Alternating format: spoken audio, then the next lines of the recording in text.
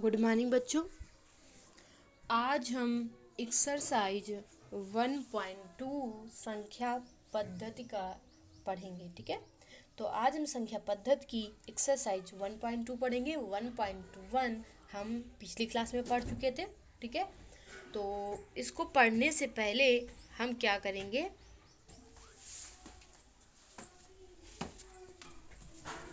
इसको पढ़ने से पहले आप क्या कीजिएगा, चैनल को सब्सक्राइब कर लीजिएगा। ठीक है, जिसने भी अभी तक चैनल को सब्सक्राइब ना किया हो वो सबसे पहले चैनल को सब्सक्राइब कर ले। ठीक है, और सब्सक्राइब करने के बाद इसे जो वीडियो है उसको लाइक ज़रूर कीजिएगा। ठीक है, और उसके बाद जो दोस्त आपके हैं 9th में पढ़ रहे हैं, ठीक है, तो अभी नहीं जुड़े हैं या आप उन्हें नहीं पता है, उन्हें इस वीडियो को शेयर ज़रूर कीजिएगा। ठीक है, तो वीडियो को लाइक शेयर कीजिएगा और चैनल को सब्सक्राइब ज़रूर कर लीजिएगा। ठीक है, ताकि आपको अगले वाले वीडियो का जब भी डाला जाए तो उसका नोटिफिकेशन आपको मिल जाए। ठीक है, तो चलते हैं अपनी क्लास पर।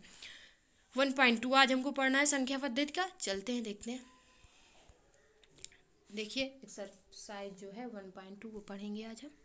तो पहला क्वेश्चन है, जरा उसे पढ़िए, क्या लिखा हुआ है। पहला क्वेश्चन है हमारे पास, नीचे दिए गए कथन सत्य हैं या सत्य, कारण के साथ अपने उत्तर दीजिए। हमें बताना है कि ये कथन जो दिया हुआ है ये सत्य है या सत्य। ठीक है, पहला क्वेश्चन है, प्रत्येक अपरिमेय संख्या एक वास्तविक संख्या होती है।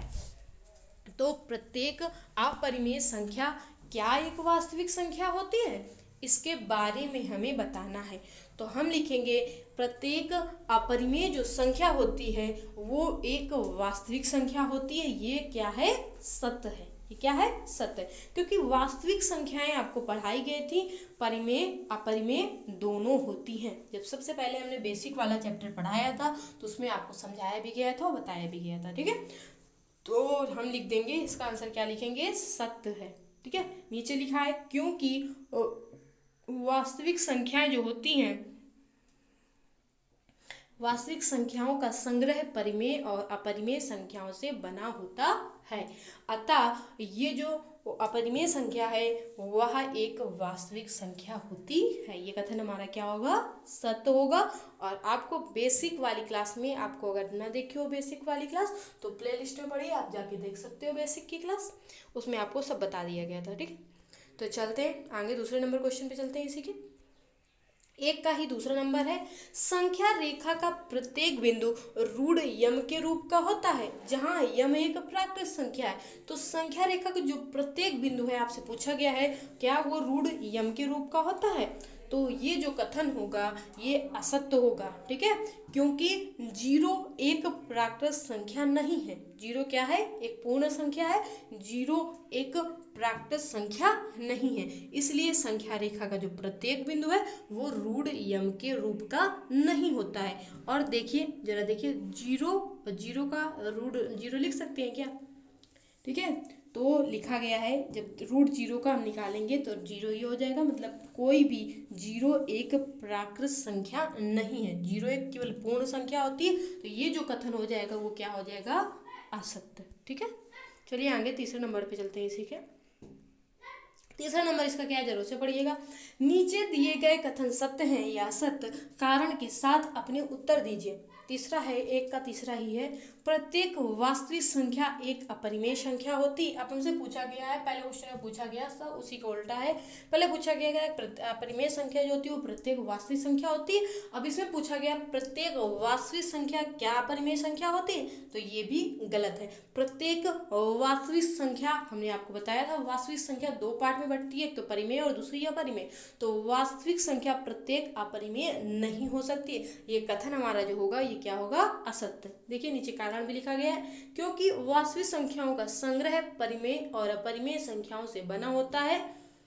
उदाहरण, दो वास्तविक संख्या है लेकिन ये अपरिमेय संख्या नहीं है। अपरिमेय आपको बेसिक वाली क्लास में पढ़ाई गई थी कि जितने रूढ़ वाली होती है संख्या वो ही अपरिमेय संख्या होती है।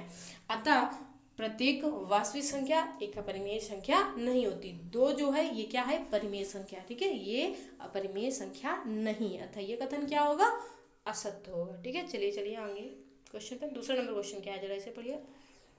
दूसरा नंबर क्वेश्चन हमसे कहा गया है, क्या सभी धनात्मक पूर्णांकों के वर्गमूल अपरिमेय होते हैं? यदि नहीं तो एक ऐसी संख्या के वर्गमूल का उदाहरण दीजिए जो एक परिमेय संख्या है। तो क्या सभी धनात्मक पूर्णांकों के वर्गमूल अपरिमेय होते हैं? यदि नहीं तो एक ऐसी संख्या के वर्गमूल का उदाहरण भी आपको देना है जो एक परिमेय संख्या हो। ठीक है, तो हम जानते हैं, हमको ये पता है कि सभी धनात्मक पूर्णांक के जो वर्गमूल होते हैं वो अपरिमेय होते हैं।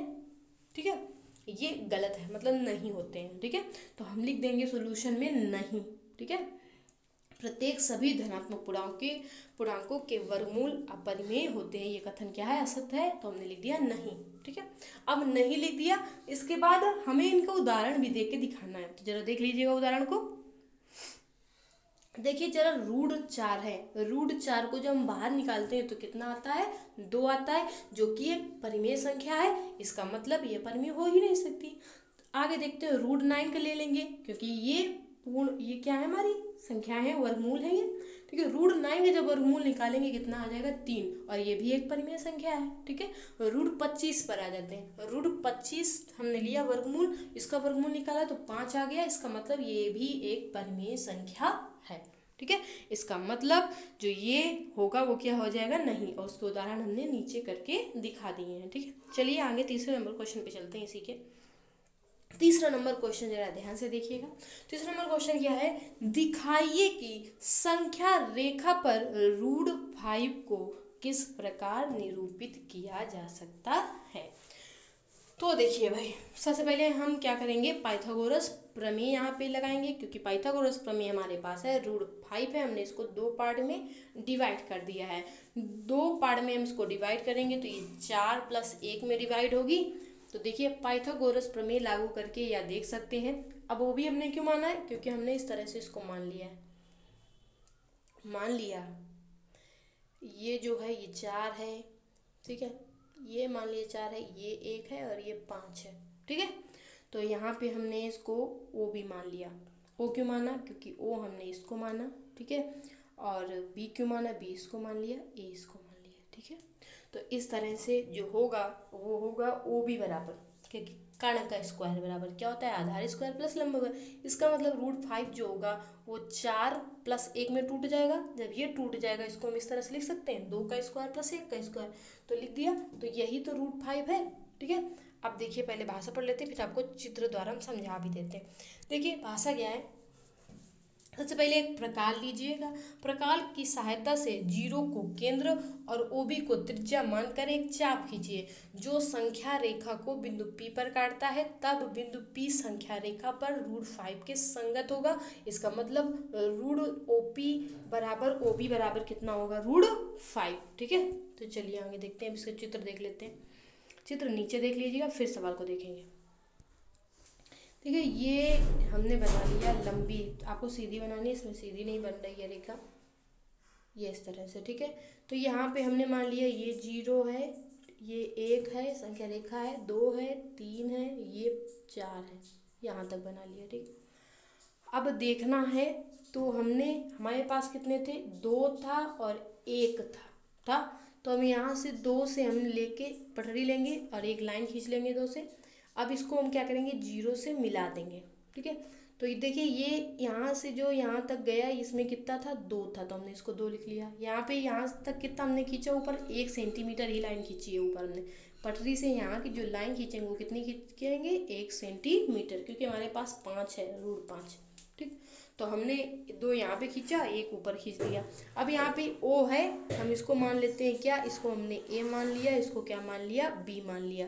देखिए जब 2 ये होगा, 1 ये होगा, और ये कितना हो जाएगा, √5 भी तो होगा। अब कैसे होगा उसको बताते, देखिए एक सूत्र पढ़ा होगा, OB² पाइथागोरस प्रमेय बराबर OA² प्लस क्या हो जाएगा, AB²। इसको कट कर देते हैं, तो ये चित्र थोड़ा ऊपर बना है, देखिए इस तरह से 0 1 2 3। तो हमें केवल यहाँ पे, क्योंकि हमारे पास 2 1 था, हमारे पास है ऊपर, अभी करके दिखाया आपको, 2 से हमने ये लंबी लाइन 2 की ये यहाँ से 2 तक हमने ये पटरी से नाप लिया यहाँ तक, तो यहाँ 1 होगा क्योंकि 1 दिया है ये, तो हमने 1 यहाँ पे लिख दिया। अब इसको पटरी से यहाँ से मिला दिया, ये हमारा 5 होगा। ऐसे होगा, इसको हमने a मान लिया, इसको b मान लिया, ठीक है। अब हम सूत्र लगाते हैं पाइथागोरस प्रमेय का। कर्ण का स्क्वायर बराबर लंब का स्क्वायर प्लस आधार का स्क्वायर, आधार का स्क्वायर प्लस लंब का स्क्वायर, चाहे जैसे लिखें, ठीक है। तो यहाँ पे लिखते हैं, तो ओ ए कितना है 2 का स्क्वायर, ए बी कितना है 1 का स्क्वायर, तो ओ बी स्क्वायर बराबर आ जाएगा हमारा 2 का 2 4 प्लस 1, तो ओ बी स्क्वायर बराबर आ जाएगा 5 के। जब यहाँ ओ बी बराबर निकालेंगे कितना आ जाएगा, √5 आ जाएगा, √5। तो ओ बी हमारा कितना आ गया, √5। जो हम यहाँ से 2 लेंगे यहाँ पे 1 लेंगे, तो हमने इसको लिख दिया √5। अब देखिए जरा, अब हम इसको साफ कर रहे हैं। अब फिर से चित्र बनाते हैं, 0 1 2 3, ठीक है। यहाँ ये 2 तक हमने पटरी से लिया और यहाँ हमने 1 सेंटीमीटर ये, ठीक है, बना लिया, क्योंकि 2 1 तो था, अभी हमने दिखाया आपको पाइथागोरस प्रमेय से। √5 को तोड़ेंगे 2 1 ही तो आएगा, तो 2 1 कर लिया हमने। अब यहाँ से पटरी से हम 0 से इसको मिला देते हैं। हमने कहा था इसका नाम a रख लीजिएगा, इसका नाम क्या लिख दीजिएगा, b रख लीजिएगा, ठीक। यहाँ हमने आपको दिखाया अभी √5 आ रहा है, हमने इसको √5 लिख दिया, ठीक। अब √5 लिखने के बाद आपके पास प्रकार होगा, यहाँ से ये पॉइंट दिख रहे हैं, यहाँ से प्रकार रखिए। प्रकार रखने के बाद यहाँ पे आप चाप लगा दीजिए। तो ये देखिए, यहाँ से प्रकार रखोगे तो यहाँ पे ये चाप लग जाएगा, ये, ठीक है। यहाँ पे ये चाप लग जाएगा।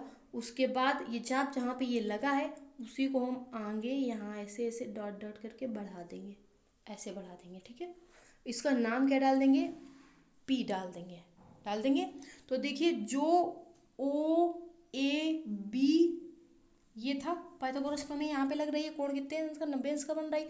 उसी तरह से सेम देखिएगा यहाँ पे, ये जब हम मिलाएंगे तो यहाँ पे क्या बन जाएगा, ए पी बी, यहाँ पे भी पाइथागोरस प्रमेय लगेगी।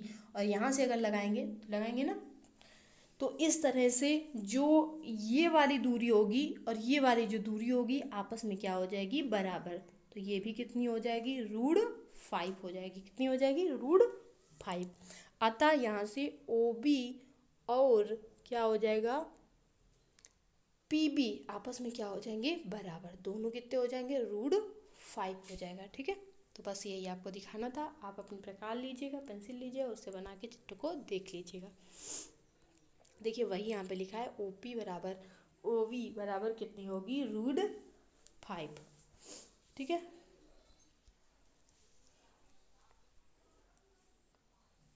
P संख्या रेखा किसके संगत है, √5 के संगत है, ठीक। तो आप 1 मिनट रुकिएगा, ये OP बराबर लिखा है OB, ठीक है। तो जो OP होगी, ठीक है, नीचे वाली जो अभी चित्र देखा था यहाँ पे, वो बराबर होगी किसके, OB के, ठीक है।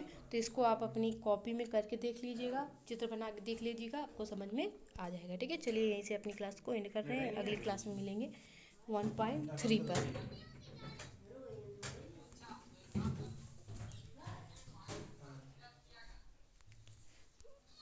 यहाँ से ये अपनी क्लास को एंड कर रहे हैं, ठीक है। तो क्लास एंड तो करेंगे कल, 1.3 जो होगी वो पढ़ाई जाएगी। इसमें जो इसका 4th नंबर क्वेश्चन था उसमें कुछ नहीं करना है, केवल आपको क्रियाकलाप दिया होगा उसी से आपको चित्र बनाना है, ठीक है। तो इसलिए वो सवाल हम 4th नंबर था वो आपको इस क्लास में नहीं करवा रहे हैं, अगली क्लास में आपको करवा दिया जाएगा, ठीक है। तो ये क्लास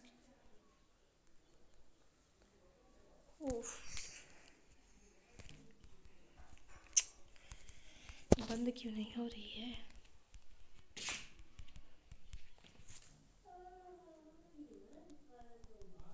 ओह माय गॉड।